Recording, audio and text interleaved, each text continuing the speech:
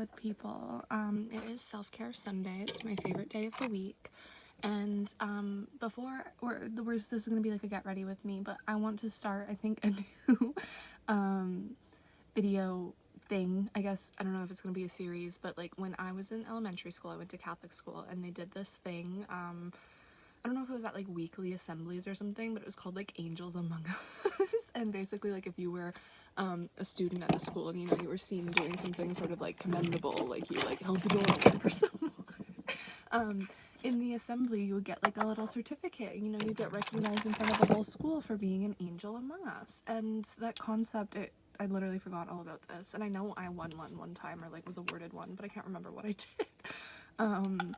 But I really like this concept because I feel like we are kind of living in stressful times, and a lot of people are feeding into the drama. So instead of feeding into the drama, I want to feed into the love. And so, I always do like acts of self-care for myself on Sunday, but like to help spread positivity, I want to start like an Angels Among Us video series. And if I happen to find, like this week, I do have a very beautiful, heartfelt story to share that it really touched my heart in so many ways, and it continues to touch my heart. So if you are part of like, the true crime community, or maybe like the reason I know about these people is because I used to manage a hip hop website. And so, I would spend a lot of time writing about like the Young Thug trial, or like ASAP Rocky or whatever. And it's just like, first of all, I'm Canadian, so I don't even know the ins and outs of like the American legal system like that. But then also, like, second of all, like, I just like I don't have a background in those kinds of things, right? So I found this YouTube channel of this man named Bruce Rivers, and he basically just like breaks down like true crime cases. And I started watching them, like I said, for work, but then where did I put my makeup bag? Oh, on the floor. So yeah, started watching them for work, like probably like 2 years ago, whatever. And like I would just watch the videos I needed to, but like I loved Bruce's message so much, because his whole entire thing is, it's like, he'll look at these like cases of like, like Lil Durk, for example, like, and I think he's been in jail for like ever, like, or at least the last few months, right? And it's just like, Bruce made this whole video being like, okay, like, stop self-snitching, like, build something with your life, like, actually do something, like, productive. And he talks about his own inspiring story. And so the reason this whole channel came to be, sorry, I have things falling everywhere. The reason this whole channel came to be is because Bruce's son Michael had the idea, that it's like, okay, like, people need this information, like, we can make this channel together. And so that was like their father-son project, right? And Bruce is like Michael didn't really show himself on camera a lot, but Bruce would just like always be very like gracious towards his son. And like, yeah, of course he would like bug him sometimes and stuff, but it's like he really made him feel like, included. And like in like the later half of 2024, like, Michael started like appearing in some of the videos, because their format the whole entire time is just like Bruce sitting down at his desk in his office, like all his wards around him and everything, and he's just kind of like he'll have his laptop in front of him, and then they'll just kind of like, play a video and like talk about different things, and like really make things like easy to understand. And again, they're like putting a positive message out there. So anyways, I have become like obsessed with these guys over the last few months. And so after I like subscribed to watch them for work, like, I ended up just watching their videos all the time, because I was like, I really like the message in here, like, I really like what you guys are doing, like, I admire this a lot. And it's rare to see people using their platform for such good, and like just to have such an inspiring message again. And so in November, I noticed they had posted a video, and I don't know, like, once Michael started showing himself on camera, there were just like some like unkind comments, I think, about like people making assumptions about his personal struggles. And like him and Bruce had also been very candid about this, like being like, yeah, like, Michael has like had substance abuse issues over the years, whatever. And another thing about their story too is that when Michael was little, his mom killed herself. This was like Bruce's wife. Well, I think they'd gotten a divorce, and I only learned this recently, but I guess like after their divorce, she drove to Bruce's house and got his gun, and like and so Michael was only little when that happened, and so they lied to him about it. Like, they told him that something else had happened, like she got sick or something. I can't remember exactly what it was, but like so that would profoundly impact a person. I mean, he like had found out the truth since and everything, but like as a result of that loss and like those demons, like, and having to deal with all that emotion, it was like he was dealing with substance abuse issues over the years. And like I know something about that myself. Like, I mean, I never went to rehab, but like I'll be 3 years sober from alcohol. March 27th, I went to one AA meeting in my life, and that was just more so like I was sober at that point, but I was just kind of like looking for community, if that makes sense, like people who like thought like me. And I have not touched drugs harder than weed in over 1,000 days. And you know, sometimes I do miss like the psychedelics, or like when I was younger I used to like to do a lot of Molly and like party and whatever, but like this story that I'm going to share with you today is like, you know, a big part of why sobriety is so like integral to my being. So anyways, so yeah, Michael, like he struggled with substance abuse issues, and like just when he did start to show himself on camera, like I was saying, like people were kind of starting to make comments like, oh, like Michael, dude, like you look wasted, you don't look so good, whatever. And yeah, so there was just kind of like speculation about that like all throughout, but still it's like they're like putting out good content, and it just like, to me, I would say that like the positive far outweighed the negative. But then in November they posted a video, and I think it might have actually been about like Lil Durk or just like something adjacent to that. And in the comments section of the video there was just you know, people were like, I don't know if you got all the facts right here, like this editing isn't so good, like Michael really doesn't look amazing, you know. And like there was a lot of like negativity. And then I don't know, randomly, like this was at the end of November. I just got like a psychic like knowing or whatever. Like I was like, huh. So then I went to go like check out their YouTube channel, because I was like, oh, these people hadn't like posted in a while.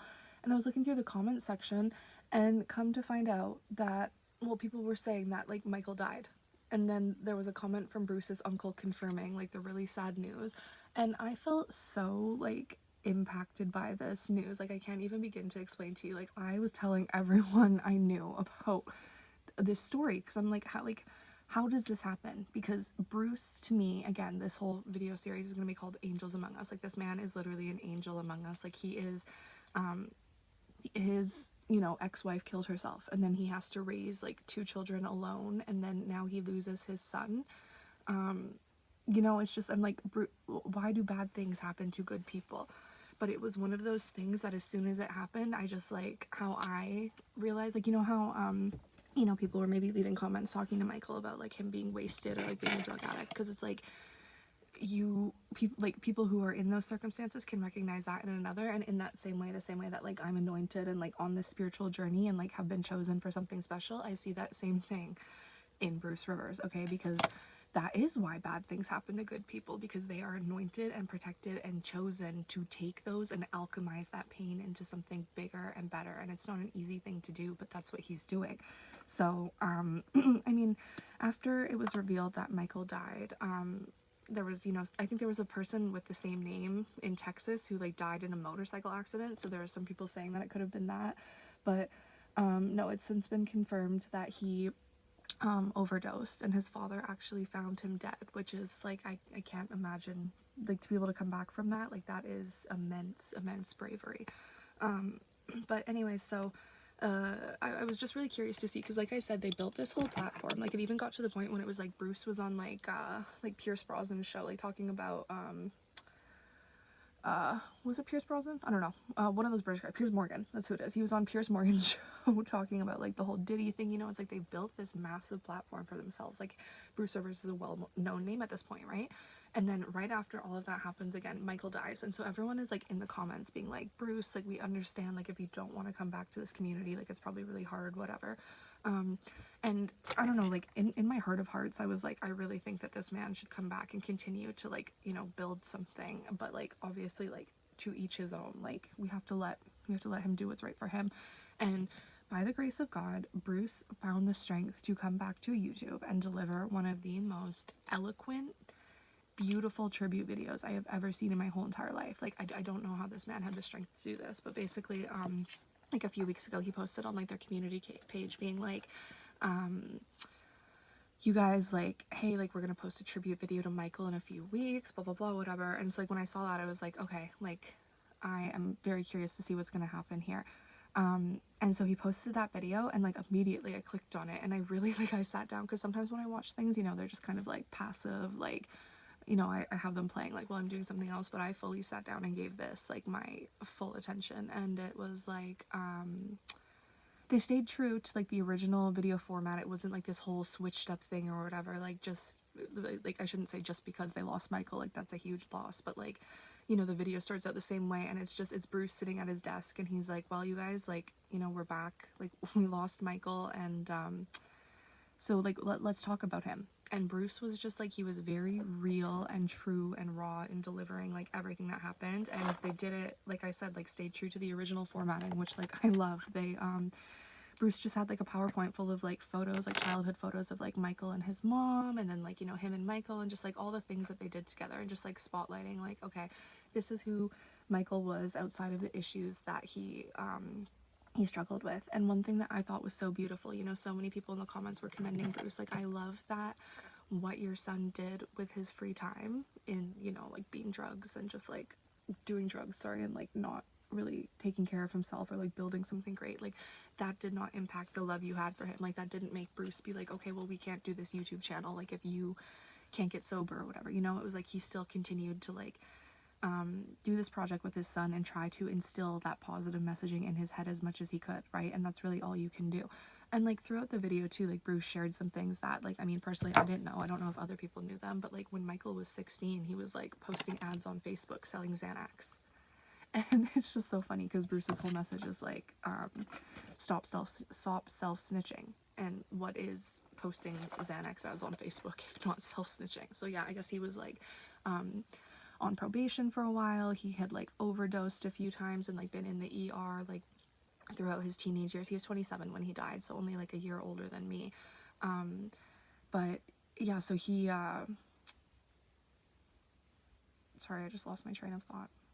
Oh, okay, yeah, so he had like been in and out of like ERs and stuff, you know what I mean, like overdosed. And Bruce admitted like there was a point like when, you know, like Michael was like still asleep or whatever, and he got to the like the hospital and like, you know, talked to the doctors, and then the doctors were like, oh yeah, like we'll probably like he'll probably wake up. And Bruce was like, well, when he does, like I'm not gonna be here, like I can't do this anymore. And like that's real. Like if you've never seen the movie, in Canada it's on Amazon Prime, I think, Beautiful Boy with Timothy Chalamet and Steve Carell.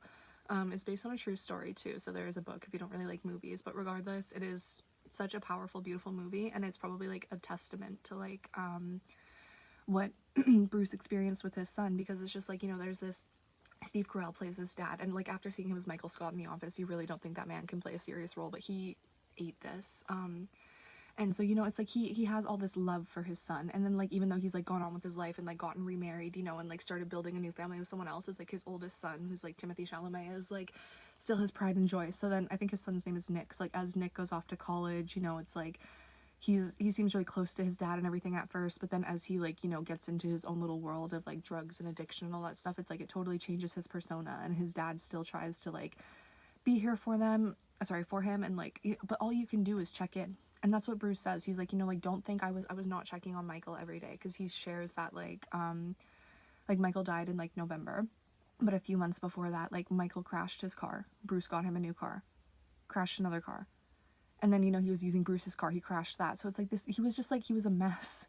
And none of us like off of YouTube saw that, you know what I mean? Like we didn't get to see that side. We just saw like, okay, this is like a father-son duo who's really like showing up, and, you know, like Bruce is a successful lawyer, so it looks like they have like all this money, they have everything, but like really like they're just humans struggling. And like Bruce again is like, he's like, you know, sure, yeah, I have everything because I worked hard to build it, but now it's like I can't even get my own son to like stay in line and like follow this game plan that I've laid out that is like assured success. And so